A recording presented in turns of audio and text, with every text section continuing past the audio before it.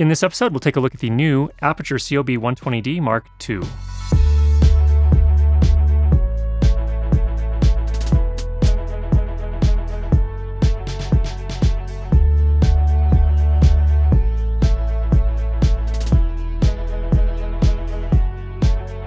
For those not already familiar with the Aputure COB line of lights, the 120D is a constant light, so it is best for video and photography, and it is a single point LED light.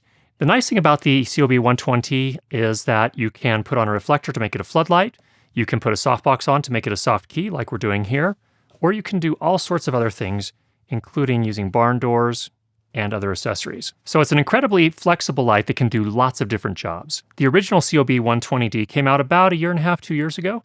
It has been a staple in my kit. I've used it a ton on my corporate video shoots, and you've seen it in almost all of the videos that I've lit here on my YouTube episodes. Aputure now has a Mark II version, which has really evolved nicely. Let's take a look at some of the features. First of all, let's take a look at color quality. Originally, when LEDs started to become more common in use for video production, they had a lot of issues. The color quality wasn't all that great, and they had color casts and things that you couldn't really correct in post because the spectrum was so wonky. We're going to go ahead and use CRI, which is Color Rendering Index. It is not a perfect measurement, but it is a pretty decent indicator, so we'll go ahead and use that. We were happy to see that the CRI came out at 96.8. Aputure advertises it as 97. They're pretty much spot on, and that is actually a very good reading. Most importantly, we found that the color bars that represent tones near the skin tones, which from my point of view is a very important part of the overall color spectrum, all came out very nicely, including the secondary color patches, which also are very close to skin tones, and all of them scored in the mid to upper 90s. So very good color quality here for when you need a daylight balanced light. Now the color temp was a little bit cooler than advertised. They advertised it as 5500 Kelvin. I saw it more in the 5900 range. Is that a problem? A lot of people kind of get up in arms about that. I don't generally find that to be a problem to match with most other daylight lights, as long as they're not in the low 5000s, and it works nicely with daylight as well. Actually, a lot of times for my corporate shots, we are in a room with a window and I use this as my key. Sometimes I try to block out that light, but I'm never successful getting all of it out, and I've never had any issues in terms of mixing the daylight and the COB120D Mark II. Now, one of the headline features is that it's more powerful than the original version, and indeed we found that as well. Here are measurements all taken at 1 meter to compare the original COB120D, the 120D Mark II, and the C300D. So it does produce substantially more light than the original version. To give you a practical idea of how much light that is, we have the light dome on, which is a softbox, actually a fairly deep softbox, on the 120D Mark II. It's approximately 5 feet away from me, the front of the softbox that is, so the light itself is probably more like 7 feet. And what we got in an overall meter readings was at ISO 200, 1/48th of a second shutter speed, f5.6 on the Aputure dial. So on the original version, I generally had to be closer to f4. So you gain about an additional stop of light, which is substantial. That can make a big difference. And overall, I'm pretty happy with that improvement. What that means for me in practical terms is for my talking head videos, when I use this as a key light, almost always I'm only using 70% power, which is really nice because I still get plenty of light, pretty much the same as the COB120D original, and yet I have extra headroom. If I do need to punch in a little bit more light for some situations, we can do that as well. The dimmer control now spans from 100% all the way down to 0%, so you can really kind of finesse in that lower output range, which is a nice feature as well, especially if you're doing low-key types of things where you want to put in just a tiny, tiny bit of light. Another very nice upgrade is the overall build quality, and in particular the yoke. Whereas before, the yoke had this fairly small knob on it for tightening things down, which always made me a little bit nervous. It always worked, never had any problems with it, but you had to really kind of get your hand in there and an iron grip and cinch it down. With the new handbrake, it's very easy and it's very smooth and it holds very tightly. It's a beautiful new design. I'm really, really happy with that new design. Also, if the handle is in the way, you can pull it out and flip it around without adjusting the actual light itself. So really nice design. They call it their handbrake design. 2 thumbs up on that. Another huge advance on the Mark II is that they have eliminated the AC power brick that used to sit on the floor. It's now integrated into the control box. Now the control box is a little bit bigger.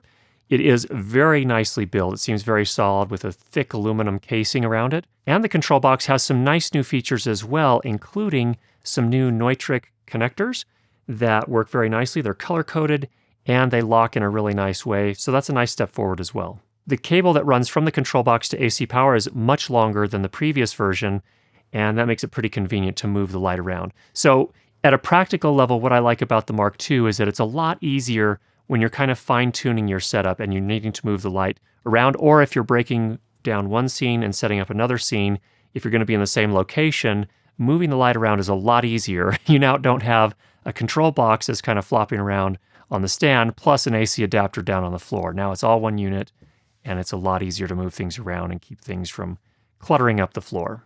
In terms of overall power draw, it pulls 177 watts and about 1.5 amps. The reason I tell you that is that that's pretty important when it comes to filming in older homes and older buildings, where the circuits may have only 5 amps available to supply power. That means that you could probably put 3 of these on one circuit without any sort of problem and still get lots of output, not trip any circuits or blow any fuses. You can also power it with V-mount batteries on this one. So on the back of the control box, there's a V-mount plate. You can hook that on there. A 150 watt-hour battery will power it at full power for just under an hour. So just to give you an idea of how that works as well. Really nice to have that option for when you're mobile, not near AC. You don't want to haul around a power generator. You can now use Cine batteries to light for a period of time. For the first time on an Aputure light, there are also some lighting effects, including a lightning, fireworks, TV, what they call a fault bulb, and paparazzi, which looks like flash photography. Now, while Aputure has always been sort of walking that fine line between quality and very competitive price, they're actually now adding some additional kind of professional level features, namely DMX in and outputs on the bottom of the control box, 5-pin, so that you can also use these in studio installations where you're going to be controlling the lights with a light board. We did a flicker test here. One of the problems with LEDs in some cases is that when you dim them down, they use some strange techniques for being able to dim the LEDs. And sometimes what they're doing is they're doing something called pulse width modulation, which is actually where it's basically turning the light on and off very quickly. Well, that can create a problem when you're shooting video. You dim the light down and now you're getting some flicker that looks horrible and not what you wanted at all. So we did some tests here. We shot at 23.976 frames per second. We changed the shutter angle to 11 degrees. And we had the dimmer set to 40%. So this is basically 1/785th of a second. We turned off synchro scan and flicker reduction on my GH5, and this is what we got. So we were not seeing any sort of noticeable flicker. Now, just like with all the other Lightstorm and some of the MRAN lights, you're using the exact same wireless system. So it comes with a remote, so that allows you to control any of the Lightstorm lights plus some of the upper end MRAN lights. Very simple, works great. Also makes things very easy when you need to finesse a light, when you're getting set up and kind of just fine-tuning everything and really dialing in the look you want. It also comes with this very handy case that makes it very easy to move around on location or to store it. And the overall unit comes in at $745 US at the time of this review, which seems to me, for what you're getting, an incredibly great price for a professional level lighting instrument. Now that's just part of the story. Another thing that's really great about the COB series is the line of accessories. It has a Bowens mount. So what that means is there are a lot of other accessories already on the market that you can use: softboxes, barn doors, Fresnel lenses, and Aputure has their own line of all of these accessories. We'll go ahead and put some links up above here where you can take a look at some of the other things. We've reviewed the Light Dome. They'll have a new version coming soon that's a lot faster to set up and break down. We've also reviewed the Fresnel lens, the original one, but they have a new one of those coming as well. And we also have a video up there talking about the barn doors, which are actually a really nice addition too when you need to get that hard shaft of light for a film noir look, or if you're just going for something very stylized or product shots. Now, are there any downsides to the COB120d Mark II? Well, there is a fan in it. That was the same case with the original version. I think this fan runs a little bit more because, again, it's putting out more power. It runs maybe a little bit hotter. I haven't found it to be a major issue in terms of interfering with sound at normal distances. If you're going to get in really, really close and you're recording sound, that could be a problem. But for talking heads and most of the things that I'm using it for, I haven't found it to be a problem. It is present. They've done a nice job on the fan design and keeping it nice and quiet, but it is there just so you're aware. And I care a lot about sound. So overall summary, the COB120d Mark II is a very nice step forward in terms of overall build quality. The funny thing is that my original COB120d and T are both working great. I still use them. They're kind of the main lights in my kit that I use for most of my corporate shoots and my YouTube videos. They're still running great. The 120d Mark II is a really nice step up. It's like, I feel like these lights could easily last 10 or 15 years in terms of overall service, and that's taking them out on location, banging them around. They seem tough. They seem like they're going to hold up nicely, so that's a good thing. Also, a pretty good experience overall with Aputure support. Now, let me tell a little story about that. I had 3 of the original LS1C LED panels, the Lightstorm panels, and I have a ton of lights around here. We do light reviews, so I actually gave one of them to my brother who was doing some real estate shooting, and he had that working for a while. It's after I had used it for about 1.5 years. Then he started using it, and the AC adapter went out. He contacted Aputure, and they set out an entire new lighting unit, not just the AC adapter. So he was back up and running pretty quickly there. So we've had a pretty good experience on that front as well. Hopefully, as they start to make more of a play toward the pro market, adding those DMX ports, really refining the overall design, improving the build quality even more, I'm hoping that their service organization and support will also follow suit, that we'll see some really nice things there as well. I know they have an office out in California, so now getting replacement parts is feasible on a fairly quick basis for those of us based in the US. That's a good sign, and I hope to continue to see them making improvements in that area. So as an overall summary, is the COB120d Mark II something you should buy versus the 120d original versus the 300d?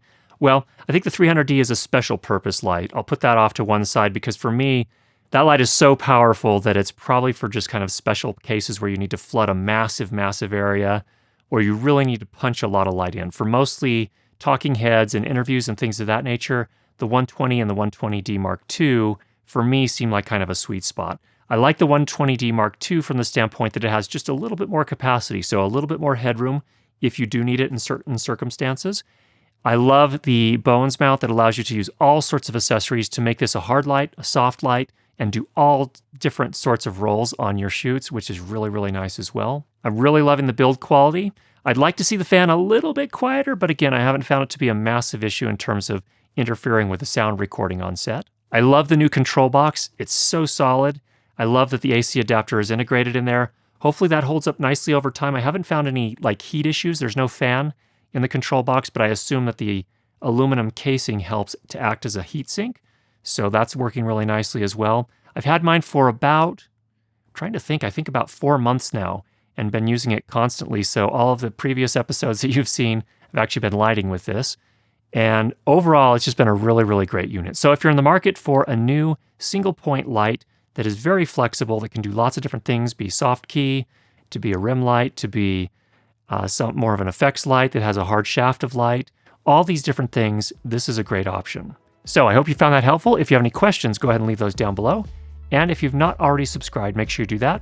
And we'll be sure to get you more great videos on how to improve your lighting and sound for video. Talk to you soon.